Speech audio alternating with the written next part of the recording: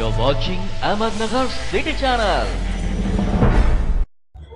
आज या ठिकाणी अहिल्यानगर शहरामध्ये माननीय आमदार संग्राम भैया यांचं तिसऱ्या वर्षानंतरही चांगला मला असं वाटतं जनतेने निवडणूक हातात घेतल्यामुळे प्रचंड हेट्रिक अशी विजयीची जल्लोष असं सगळीकडे दिसत आहे नगर शहरामध्ये। महायुतीचे उमेदवार असल्यामुळे मला असं वाटतं प्रत्येक योजनांमध्ये लाडकी बहीण असेल किंवा आयुष्मान असेल अशा प्रत्येक योजना ज्या महायुतीने या सरकारमध्ये काढल्या असेल त्याचाही लाभ या ठिकाणी झालेला आहे आणि सर्वच लाडक्या बहिणींनी मतधिक्य पण जास्त दिलंय। त्यावेळेस महिलांचं मतधिक्य जास्त असल्यामुळे मला असं वाटतं की महायुतीचे प्रत्येक उमेदवार हा निवडून आलेला आहे। धन्यवाद।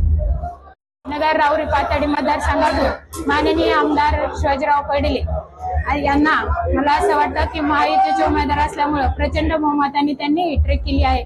कारण ज्यावेळेस आमदार साहेबांनी संघर्षातून ह्या मतदारसंघातून उभे राहिल्यानंतर आज जनतेतून त्यांना प्रचंड पाठबळ मिळालं आहे। कारण संघर्षातून जेव्हा शेतकरीवर येतो त्यावेळेस जनतेचा कौल हा शेतकऱ्याकडेच राहतो।